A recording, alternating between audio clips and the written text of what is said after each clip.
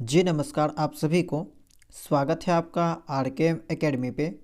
तो देखिए CTET paper 2 में साइंस के क्लासेस को कंटिन्यू रखते हुए आज हम बात करने वाले हैं क्लास 7 का साइंस का चैप्टर नंबर 7, जिसका नाम है weather, climate and adaptation of animals to climate. यानी कि मौसम के बारे में जानेंगे, जलवायु के बारे में जानेंगे और विभिन्न जलवायु के अनुरूप कुछ जंतुओं के बारे में जानने वाले हैं। ठीक है, और एग्ज़ाम के पॉइंट ऑफ व्यू से इम्पोर्टेंट टॉपिक है। कई बार यहाँ से सवाल जो है पूछे गए हैं। इससे पहले वाले क्लासेस को अगर आपने नहीं देखा है तो प्लेलिस्ट बना दिया गया है, वहाँ से जाकर आप लोग सभी क्लासेस को देख सकते हैं। तो चलिए आज के इस क्लास को स्टार्ट करते हैं।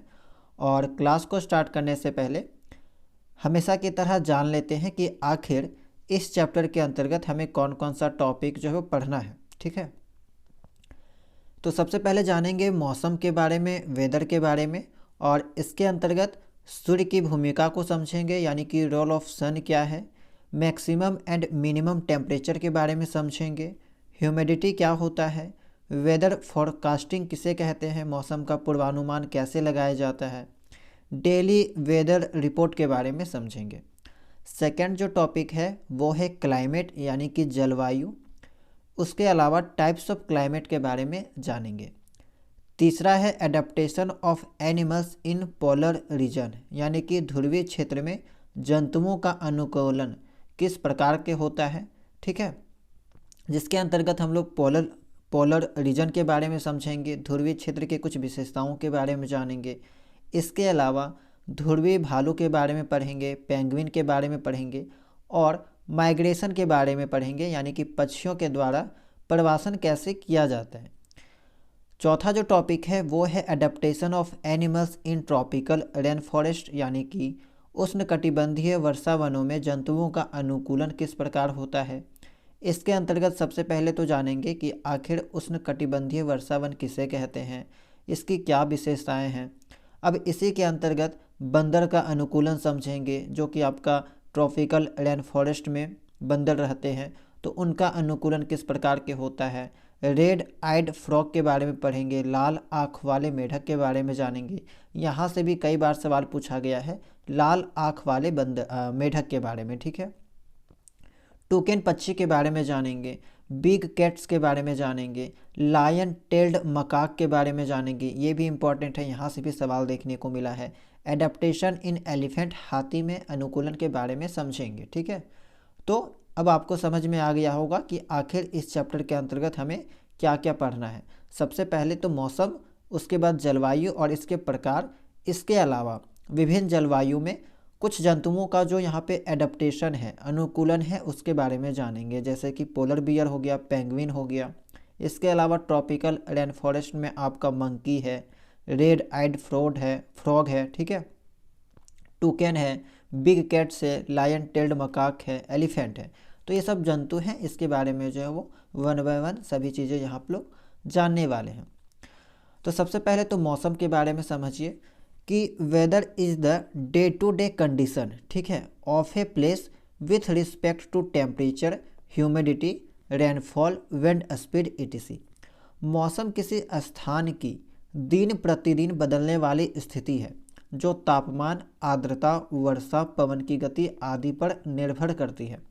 यानी कि प्रत्येक दिन जो है आप जो मौसम को देखते हैं, ठीक है, जैसे कि सुबह आपका मान लीजिए कि ठीक ठाक मौसम है, दोपहर होते हुए सूर्य उग जाता है, आ जाता है, रोशनी जो है बढ़ जाती है, धूप लगने लगता है।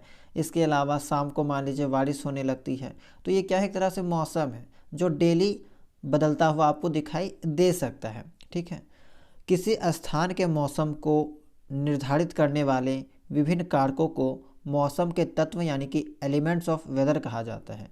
तो यहाँ पे एलिमेंट्स ऑफ वेदर कौन कौन सा हो जाएगा, तो ये सभी तापमान हो गया, आर्द्रता हो गया, वर्षा, पवन की गति, यही सब क्या है, एलिमेंट्स ऑफ वेदर है, मौसम के तत्व हैं। मौसम स्थिर नहीं रहता, यह दिनों और हफ्तों के अनुसार बदलता रहता है। चाहे तो एक दिन में भी बदल सकता है, चाहे तो सप्ताह में बदलता रहता है, वो आपका मौसम हो गया। ठीक है, सन के बारे में, मौसम में होने वाले जो चेंजिंग है, जो परिवर्तन है, ठीक है, वो आपका सूर्य के कारण होता है। सूर्य की ऊर्जा पृथ्वी पर प्रकाश और ऊष्मा का मुख्य स्रोत है।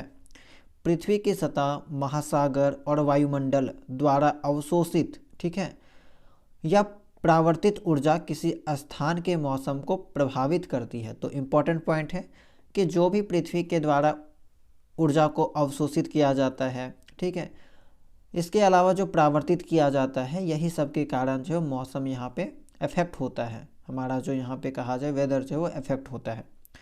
तीसरा पॉइंट है मैक्सिमम एंड मिनिमम टेम्परेचर।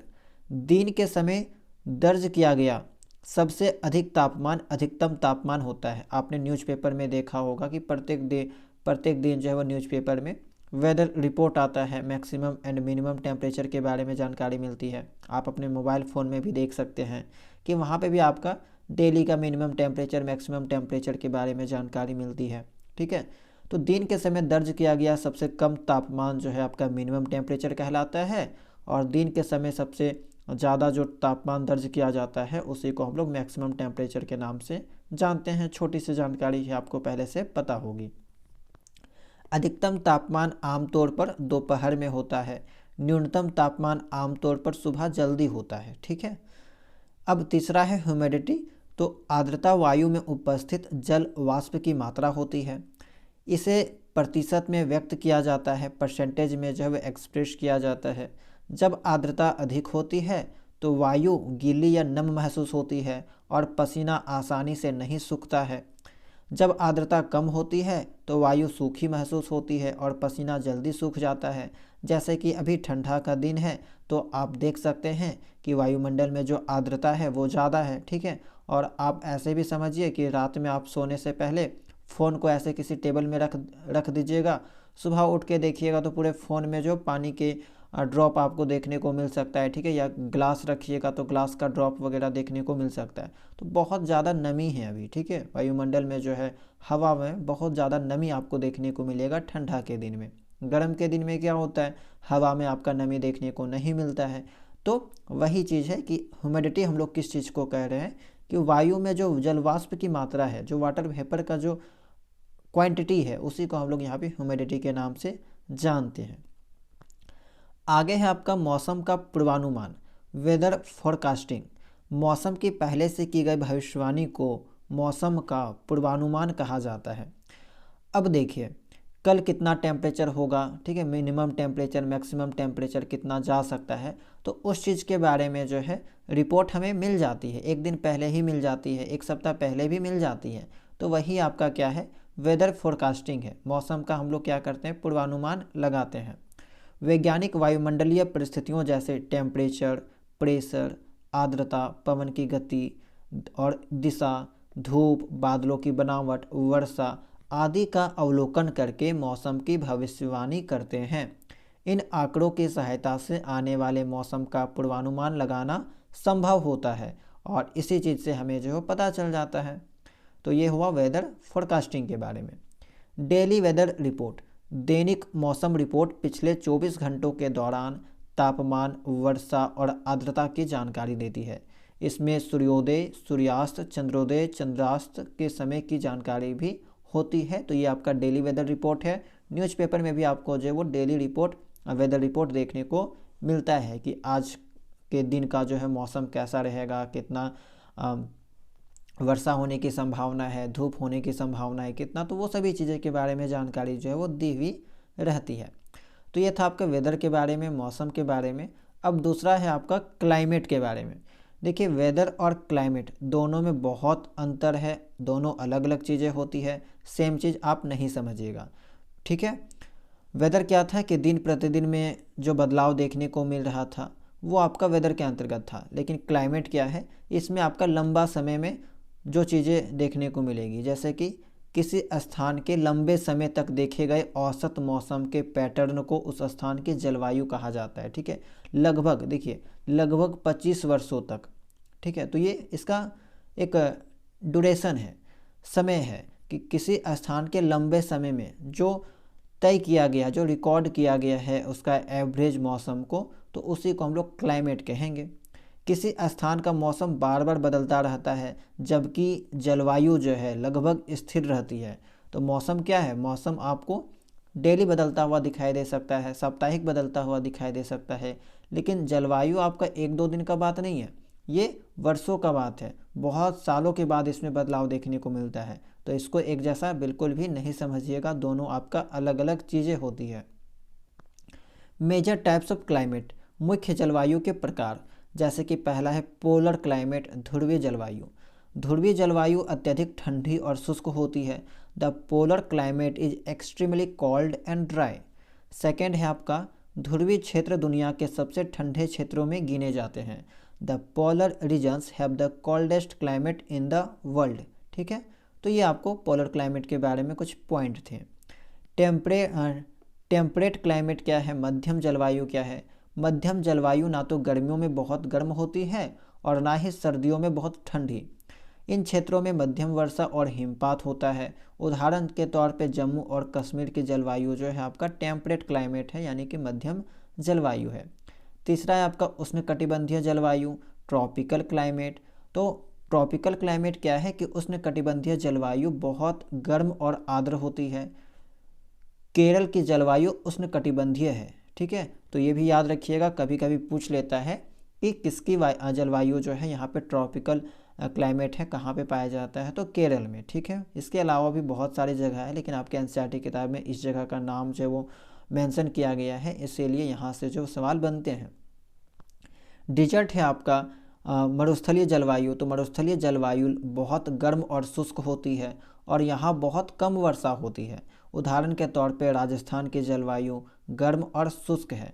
तो यहाँ पे मैंने आपको जो है क्लाइमेट के अंतर्गत 4 टाइप्स के क्लाइमेट के बारे में जिक्र किया, polar climate, temperate climate, tropical climate और डिजर्ट क्लाइमेट। तो सबसे पहला आपको काम यही करना है कि चारों का नाम याद रखिएगा।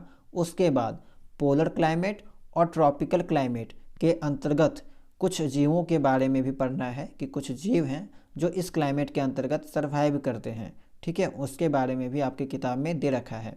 चलिए आगे देखते हैं, adaptation of animals in polar region, यानी कि ध्रुवीय क्षेत्र में जंतुओं का अनुकूलन। तो यहाँ पे कुछ जीव के बारे में पढ़ेंगे, उससे पहले समझते हैं कि पोलर रीजन के बारे में। अब पोलर रीजन, तो यहाँ पे आपका क्या होगा कि पोलर क्लाइमेट देखने को मिलेगा। ठीक है, जो कि क्लाइमेट के टाइप्स में हमने देखा। तो पोलर रीजन में आप याद रखिएगा कि पृथ्वी के ध्रुवीय क्षेत्र उत्तर ध्रुव और दक्षिण ध्रुव के पास स्थित होते हैं। इन क्षेत्रों की जलवायु अत्यधिक ठंडी होती है और सर्दियों में यहाँ का जो तापमान है वो -37 डिग्री तक गिर जाता है। यहाँ 6 महीने तक सूर्य नहीं निकलता और अगले 6 महीने तक सूर्य जो है वो अस्त नहीं होता। कुछ एग्जाम्पल हैं जैसे कि ग्रीनलैंड, फिनलैंड, ठीक है, Norway, Iceland, Sweden, Canada, Alaska, ये सब जो है आपका पोलर रीजन के अंतर्गत आता है।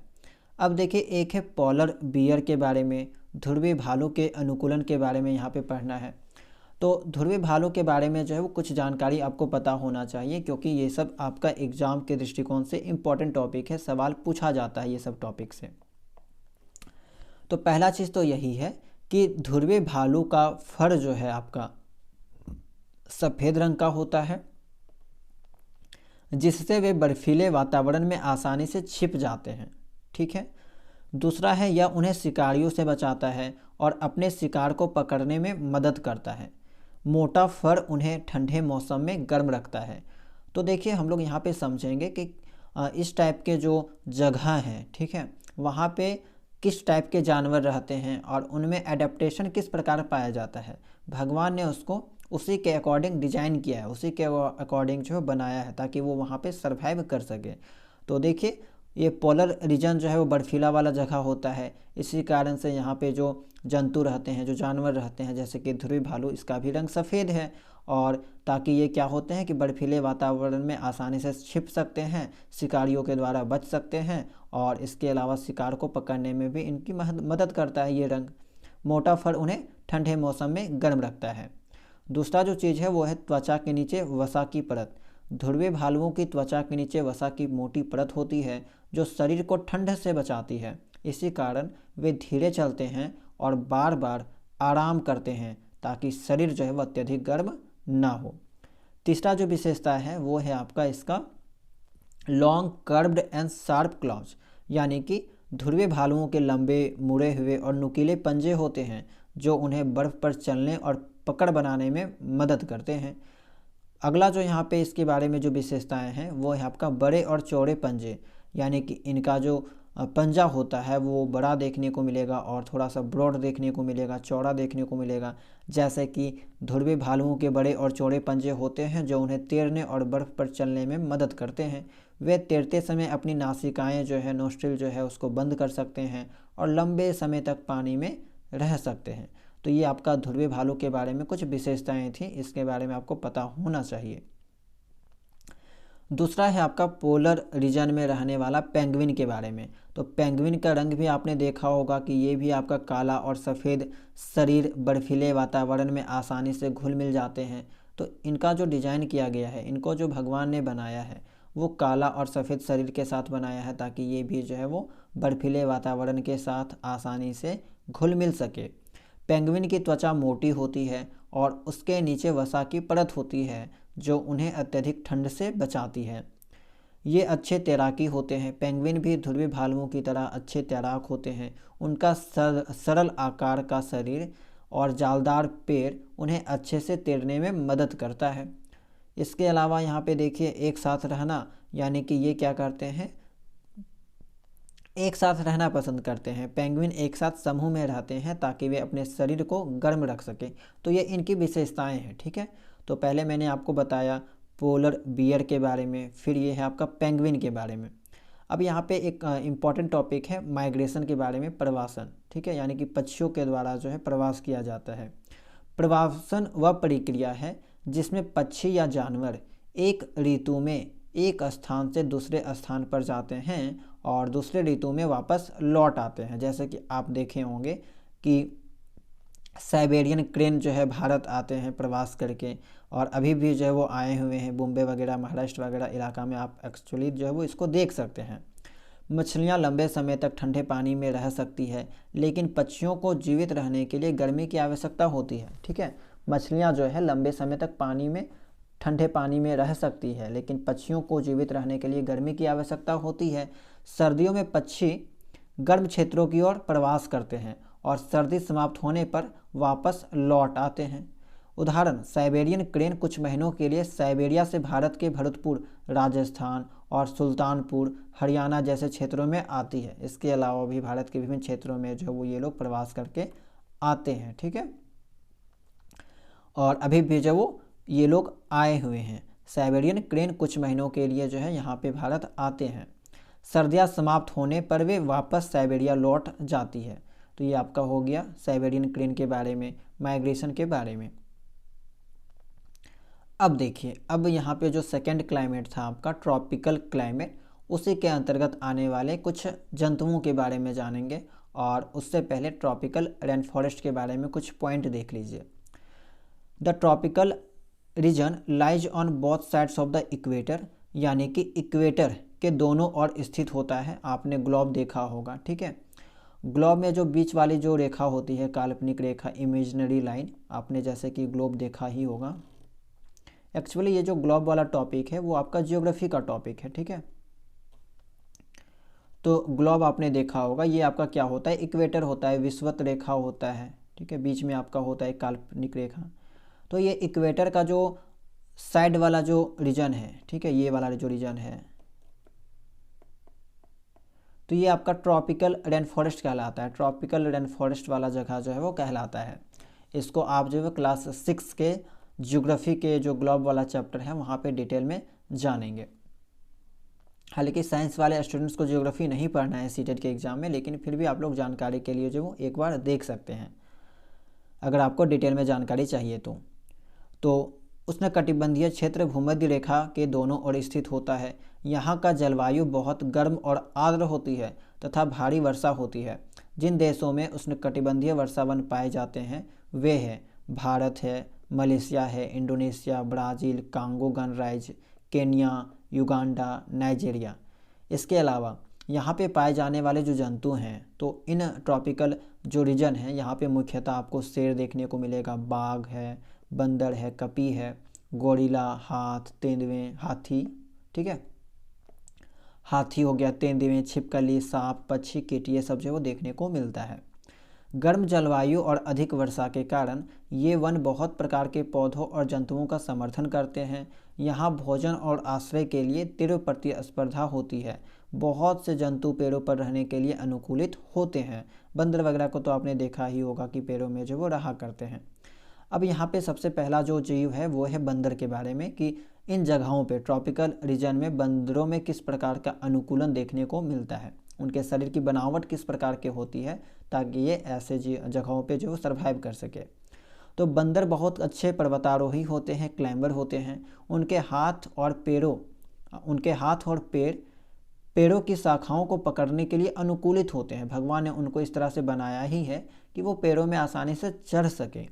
उनके पास लंबी और मजबूत पूंछ होती है जो उन्हें शाखाओं को पकड़ने में मदद करती है। उनकी तेज दृष्टि उन्हें एक शाखा से दूसरी शाखा पर छलांग लगाने और शिकारियों से बचने में मदद करती है। तो ये तो था बंदर के बारे में। दूसरा है आपका लाल आँख वाला मेढक। यहाँ से सवाल कई बार देखने को मिला है लाल आँख वाला मेढक के बारे में, ठीक है। तो एक ऐसा भी मेढक होता है जिसका जो आँख होता है वो लाल रंग का होता है। लाल आँख वाले मेढक के पैरों में चिपचिपे पेड़, स्टिकी पेड्स होते हैं जो उसे पेड़ों पर चढ़ने में मदद करते हैं। ये मेढक जो है वो पेड़ में चढ़ सकता है। हम लोगों के एरिया में जो मेढक पाया जाता है वो ये सब मेढक से बहुत अलग होता है, ठीक है। हम लोगों के एरिया में जो फ्रॉग पाया जाता है, मेढक पाया जाता है, वो अलग प्रजाति का है, वो पेड़ में नहीं चढ़ सकता है। लेकिन ये सब जो है वो पेड़ों में चढ़ सकते हैं।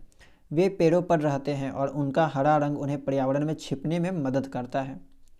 एडेप्टेशन इन टूकेन, ये टूकेन जो है पक्षी का नाम है, इसका चोंच देख लीजिए। टूकेन पक्षी की लंबी और बड़ी चोंच होती है जिससे वह पतली और कमज़ोर शाखाओं पर लगे फलों तक पहुंच सकता है। उसकी रंगीन चोंच साथी को आकर्षित करने में भी सहायक होती है, यानी कि ऑपोजिट जेंडर को जो वो अट्रैक्ट करने के लिए भी ये हेल्प करता है इसका लंबा चोंच। ये था टोकेन पक्षी के बारे में। अगला जो जानवर है यहाँ पे वो है बिग कैट्स, जिसके अंतर्गत आपका लायन आ जाता है, टाइगर आ जाता है। शेर और बाघ की सुनने की शक्ति तेज होती है। स्मेल सेंस भी बहुत इसका डेवलप होता है जिससे वे शिकार का पता लगाते हैं। उनकी आंखें सिर के सामने होती हैं जिससे उन्हें शिकार की सही दूरी और स्थिति का अनुमान होता है। उनके मजबूत और नुकीले पंजे उन्हें शिकार पकड़ने और रोकने में मदद करते हैं। उनकी पीली भूरी त्वचा उन्हें पर्यावरण में छिपने में मदद करती है ताकि वे शिकार करते समय दिखाई ना दे। तो देखिए, किसी भी आप एडाप्टेशन में देखेंगे तो जिस भी एडाप्टेशन में जिस भी जगह पे कोई जंतु अगर रह रहा है तो भगवान ने उसको उस कदर ही बनाया है, उस जैसा ही बनाया है कि वहाँ पे वो सरवाइव कर सके। तो इस तरह से हम लोग सभी जानवरों के विशेषताओं के बारे में यहाँ पे जानते हैं कि अगर कोई जानवर आपका पोलर रीजन में रह रहा है तो उसके पास किस टाइप का जो है सिम्टम्स है, किस टाइप का बॉडी स्ट्रक्चर है ना। तो उस चीज़ के बारे में जानते हैं। इसके अलावा अगला है आपका लायन टेल्ड मकाक में अनुकूलन, ठीक है। लायन टेल्ड मकाक, इसके बारे में भी याद रखिएगा। लायन टेल्ड मकाक, ये है आपका लायन टेल्ड मकाक, ठीक है। आप इसको देख सकते हैं, हालांकि ये इधर जो आपको देखने को नहीं मिलता है। लायन टेल्ड मकाक को दाढ़ी वाला कपी भी कहा जाता है। इसके सिर के चारों ओर चांदी जैसे सफ़ेद आयल यानी कि मैन होती है जो इसे शेर जैसा लुक देता है, ठीक है। शेर के जैसा जो है वो लुक देता है। यह अच्छा क्लाइंबर होता है, पर्वतारोही होता है और अपना अधिकांश जीवन पेड़ों पर बिताता है। यह मुख्यतः फलों, बीजों, पत्तियों, तनों, फूल और कलियों पर निर्भर करता है क्योंकि इसे पेड़ों पर ही पर्याप्त भोजन मिल जाता है। यह बहुत कम ज़मीन पर जो वो उतरता है। इसके अलावा हाथी के बारे में आप तो जानते ही होंगे कि हाथी में किस प्रकार का जो है वो एडेप्टेशन पाया जाता है ना, किस प्रकार का जो है यहाँ पे इनकी शरीर की बनावट है। तो हाथी की सूंड एक लंबी लचीली नाक होती है जो सांस लेने और भोजन उठाने का काम करती है। उसकी सूंघने की शक्ति बहुत तेज होती है क्योंकि उसकी सूंड बड़ी और संवेदनशील होती है। हाथी के दांत वास्तव में परिवर्तित दांत होते हैं जो पेड़ों की छाल फाड़ने में मदद करते हैं। बड़े कान हाथी को हल्की आवाज़ें सुनने और गर्म एवं आर्द्र जलवायु में ठंडा रहने में मदद करते हैं, ठीक है। तो ये था आपका जो है इस चैप्टर के अंतर्गत आने वाला कुछ इम्पॉर्टेंट टॉपिक। ज़्यादा बड़ा तो नहीं कह सकते हैं, लेकिन कहा जाए तो कुछ चीज़ें यहाँ पे काम की हैं जहाँ से जो अक्सर सवाल आपको देखने को मिलते हैं।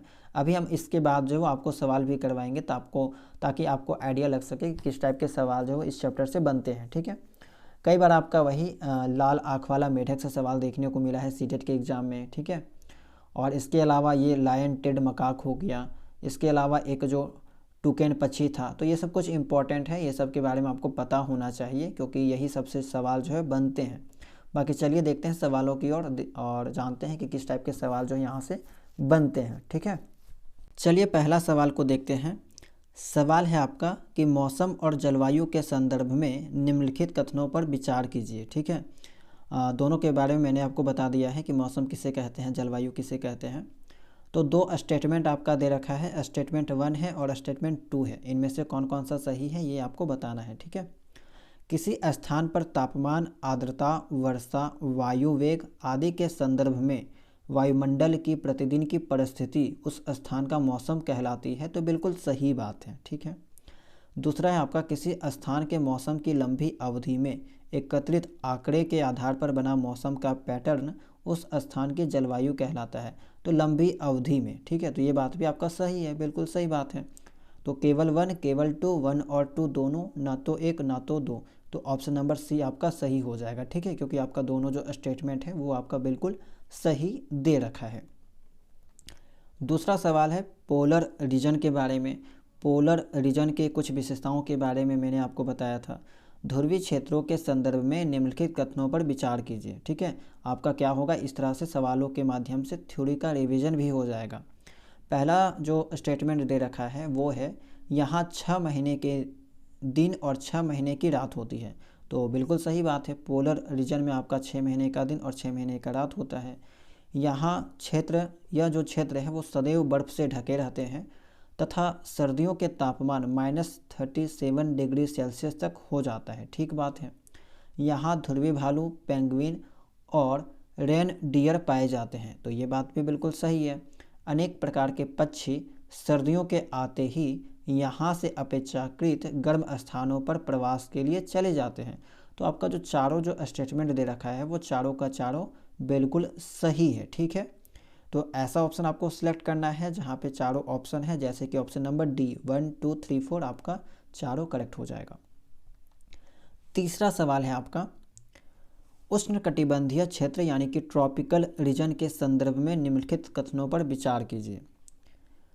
इन क्षेत्रों की जलवायु सामान्यतः गर्म होती है। तो बिल्कुल सही बात है, ट्रॉपिकल रीजन की जो जलवायु है वो आपका सामान्यतः गर्म होता है। इस क्षेत्र में प्रचुर मात्रा में वर्षा होती है। तो ये बात भी आपका सही है। ठीक है, उष्णकटिबंधीय वर्षावन भारत में पश्चिमी घाट और असम में पाए जाते हैं। तो ये बात भी आपका सही है। इसके अलावा आपका अंडमान निकोबार द्वीप समूह में भी जो पाया जाता है। लायन टेल्ड लंगूर यानी कि दाढ़ी वाला एप पश्चिमी घाट के वर्षावनों में पाया जाता है। तो ये भी आपका जो बिल्कुल सही है। चारों के चारों स्टेटमेंट जो है आपका बिल्कुल करेक्ट दे रखा है। इस नज़रिए से आपका ऑप्शन नंबर डी जो है वो सही हो जाएगा। ध्रुवीय क्षेत्रों में रहने वाले जंतु डैश के द्वारा अनुकूलन करते हैं। देखिए, पोलर रीजन में रहने वाले 2 जंतुओं के बारे में मैंने आपको बताया था, पोलर बियर के बारे में, इसके अलावा पेंगुइन के बारे में। तो उन दोनों को ध्यान में रख के जो आपको इसका जवाब देना है। ध्रुवीय क्षेत्रों में रहने वाले जंतु डैश के द्वारा अनुकूलन करते हैं जो उन्हें अपने पर्यावरण में घुलने मिलने में सहायता करता है और डैश की एक परत उन्हें ठंड से बचाती है। इन जंतुओं में डैश पंजे भी होते हैं जो बर्फ़ पर चलने में सहायता करते हैं और शिकार का पता लगाने के लिए डैश होती है। तो 4 ठो यहाँ पे जो वो फिल इन द ब्लैंक्स दे रखा है, चारों को फिल करना है। तो सबसे पहले तो यही आएगा कि देखिए, जो ध्रुवीय क्षेत्र में रहने वाले जो जंतु होते हैं उनमें आपका जो फर होता है वो आपका चमकीला नहीं होता है। तो पहला ऑप्शन आपका कट गया। ठीक है, तो ऑप्शन को एलिमिनेट करना आप लोगों को सीखना होगा। तो पहला ऑप्शन कट गया। दूसरा ऑप्शन है सफ़ेद फर, बिल्कुल सफ़ेद फर होता है। इसके अलावा यहाँ पे दे रखा है तीसरा ऑप्शन में काला फर, तो काला फर वाला भी कट गया, ये ऑप्शन नहीं होगा। तो पहले जो है ऑप्शन को हटाइए। अब 2 ऑप्शन आपके पास बच गया 2 और 4। तो इसको चेक करते हैं।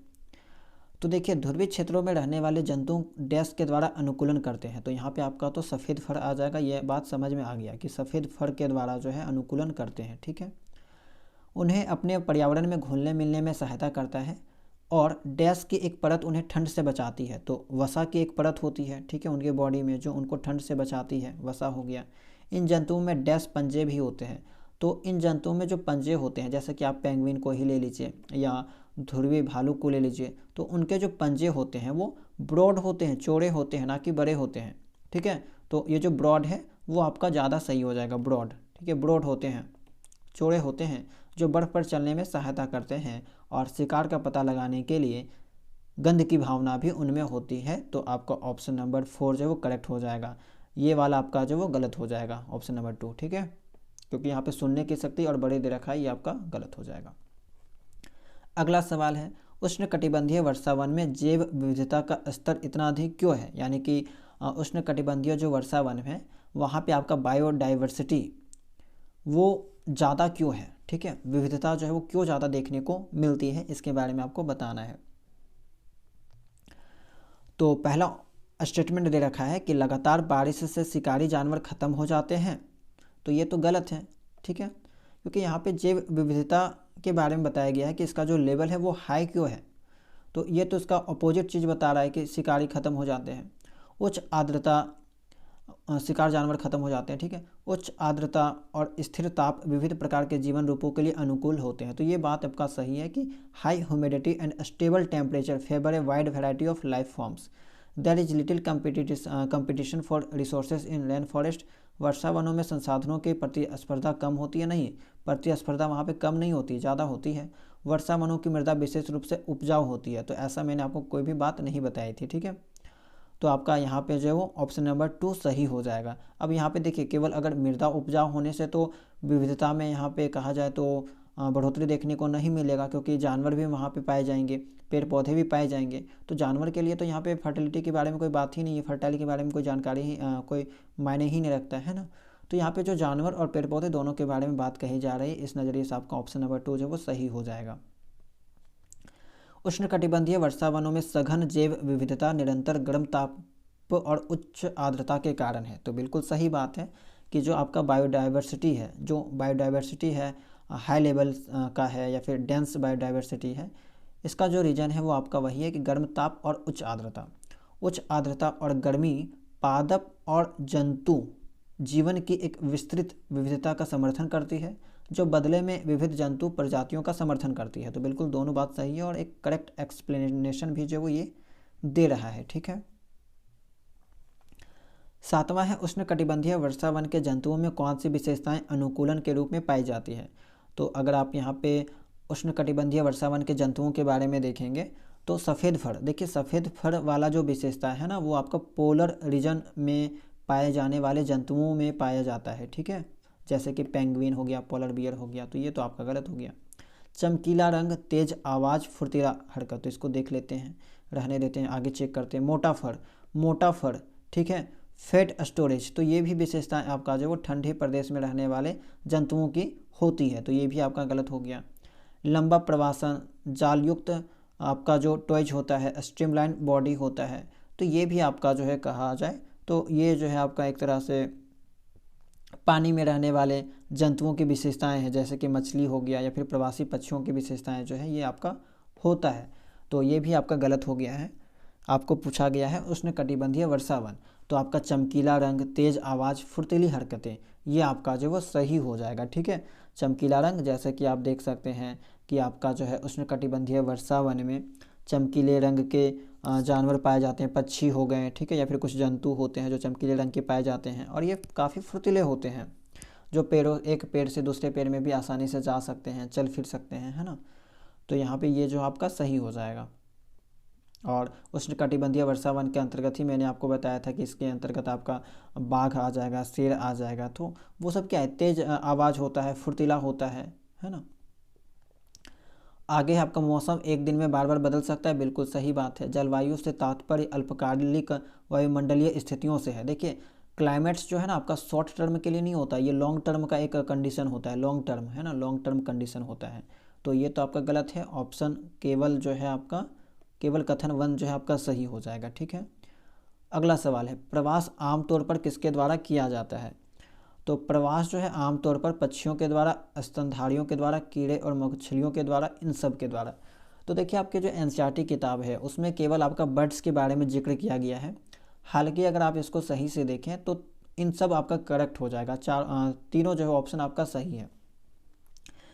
पक्षियों के द्वारा, स्तनधारियों और कीड़े और मछलियों सभी के द्वारा जो है प्रवास किया जाता है, ठीक है। जैसे कि एग्जाम्पल में बर्ड्स में मैंने आपको बताया था साइबेरियन हो गया, ठीक है। इसके अलावा आर्कटिक टर्न है, वो भी प्रवास करते हैं। मेमल्स में अगर देखें तो मेमल्स में आपका जैसे कि वेल हो गया, ठीक है, कारीबू हो गया। वेल जो मछली, वेल मछली है वो भी जो है आपका लंबी दूरी तय करती है, प्रवास करती है। कीड़े और मछलियों में देखेंगे तो कीड़े में आप बटरफ्लाई एक होता है जिसको हम लोग मोनार्क तितली के नाम से जानते हैं। मोनार्क तितली, ठीक है ना, मोनार्क तितली, इसके बारे में आपने सुना होगा। ये एक ऐसी तितली है जो आपका प्रवास करती है, हज़ारों किलोमीटर का प्रवास जो है वो करती है। मछलियाँ में आप देखेंगे तो सैल्मन हो गया आपका, ठीक है, सैल्मन हो गया, ये भी प्रवास करती है। ईल मछली हो गया आपका, ये भी आपका जो है वो हज़ारों किलोमीटर तक प्रवास कर सकती है, ठीक है।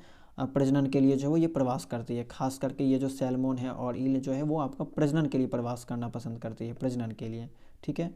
तो ये जानकारी आपको पता होना चाहिए, खास करके मोनार्क तितली के बारे में, है ना, और जो साइबेरियन क्रेन है उसके बारे में। तो यहाँ पे इन सब आपका ऑल ऑफ दिस करेक्ट हो जाएगा।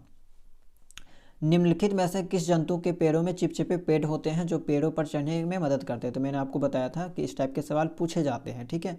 तो चिपचिपे जो स्टिकी पैड्स होते हैं वो आपका लाल आँख वाला मेढक में पाया जाता है और ये पेड़ों में रहना पसंद करते हैं। निम्नलिखित में से कौन सा जानवर में वर्णित अनुकूलन नहीं है? लाल आँख वाला मेढक में आपका स्टिकी पैड्स पाया जाएगा, सही बात है। टुकेन में आपका नुकीली और लंबी चोंच, बिल्कुल सही बात है। बंदर में आपका लंबी पूंछ, बिल्कुल सही बात है। बंदर में नुकीला पंजा नहीं, बंदर में नुकीला पंजा नहीं होता है, ऑप्शन नंबर 4 गलत हो जाएगा। दाढ़ी वाला वानर डैश की स्थानिक प्रजाति है? तो दाढ़ी वाला वानर जो होता है, ठीक है, जो आपका मकाक होता है वो कहाँ पे पाया जाता है? पश्चिमी घाट में, पूर्वी घाट में, उत्तरी मैदान में, थार मरुस्थल में। तो ये जो है आपका पश्चिमी घाट में पाया जाता है, ठीक है, ऑप्शन नंबर 1 करेक्ट हो जाएगा। इनमें से कौन से मौसम के घटक नहीं है? तो स्टार्टिंग वाले स्लाइड में ही मैंने आपको बताया था कि मौसम के कुछ घटक के बारे में, पवन थे, तापमान था, आर्द्रता था। पहाड़ नहीं है, पहाड़ जो आपका मौसम का घटक नहीं कहलाता है। अगला है आपका उष्णकटिबंधीय क्षेत्र में पाए जाने वाला जंतु। तो उष्णकटिबंधीय क्षेत्र में कौन सा जानवर पाया जाएगा? ध्रुवी भालू, ये तो आपका पोलर रीजन का जंतु है। पेंगुइन पोलर रीजन का है। रेनडियर, ये भी पोलर रीजन का है। हाथी, हाथी आपका जो है आपका ट्रॉपिकल रीजन में पाए जाने वाला जानवर है, ठीक है। आज के क्लास का लास्ट सवाल है आपका, अच्छा ये जो सवाल है वो आपका इस चैप्टर का नहीं है, ठीक है। तो इतना ही रखते हैं आज का, ठीक है, आज की क्लास को इतना ही रखते हैं। टोटल आपका 14 सवाल था इस चैप्टर से रिलेटेड, ठीक है। तो उम्मीद करते हैं कि जितना भी जानकारी आपको दी गई होगी वो सभी चीज़ें आपको समझ में आई होगी। कोई आपका डाउट होगा, कोई सवाल होगा तो आप लोग कमेंट सेक्शन में पूछ लीजिएगा, ठीक है। और आपको ज़्यादा कुछ नहीं करना है, बस जितना भी चीज़ें मैंने आपको बता दी है बस इसी चीज़ का रिवीजन करना है, क्योंकि इससे बाहर जो है वो सवाल आपको इस चैप्टर के अंतर्गत देखने को नहीं मिलेगा, ठीक है। क्योंकि कई बार सवाल यहाँ से बना हुआ है और केवल जो है जो टॉपिक मैंने आपको हाईलाइट करके बताया, ठीक है, जैसे कि वही स्टिकी पैड्स वाला लाल आँख वाला मेढक है, आपका मकाक है, तो ये सबसे ज़्यादा जो है वो सवाल पूछे जाते हैं। ट्रॉपिकल रीजन की विशेषताएँ हो गया, पोलर रीजन की विशेषताएं हो गया, इसके अलावा पोलर रीजन में पाए जाने वाले जंतु, ट्रॉपिकल रीजन में पाए जाने वाले जंतु, तो यही सबसे जो घुमा फिरा के सवाल जो पूछा जाता है, इससे बाहर सवाल नहीं पूछा जाता है। तो आपको बस रिवीजन करना है और ज़्यादा से ज़्यादा प्रश्नों को यहाँ पे प्रैक्टिस करना है, ठीक है। तो ये चैप्टर आपका यहाँ पे कंप्लीट हुआ। इससे रिलेटेड और भी प्रीवियस ईयर के क्वेश्चन पेपर आप लगा सकते हैं, ठीक है। बुक से बहुत सारे पब्लिकेशन के बुक आते हैं जहाँ पे आपका पिछले वर्ष के प्रश्न जो है वो देखने को मिल जाएंगे। बाकी जितना भी जानकारी हम आपको दिए वो भी आपका एग्जाम के पॉइंट ऑफ व्यू से इनफ है, ठीक है। तो चलिए इस क्लास में इतना ही, मिलते हैं हम लोग किसी नई क्लास में नए टॉपिक के साथ। अगर आप लोग चैनल में नए होंगे चैनल को सब्सक्राइब कर लीजिएगा और वीडियो को लाइक ज़रूर कर दीजिएगा।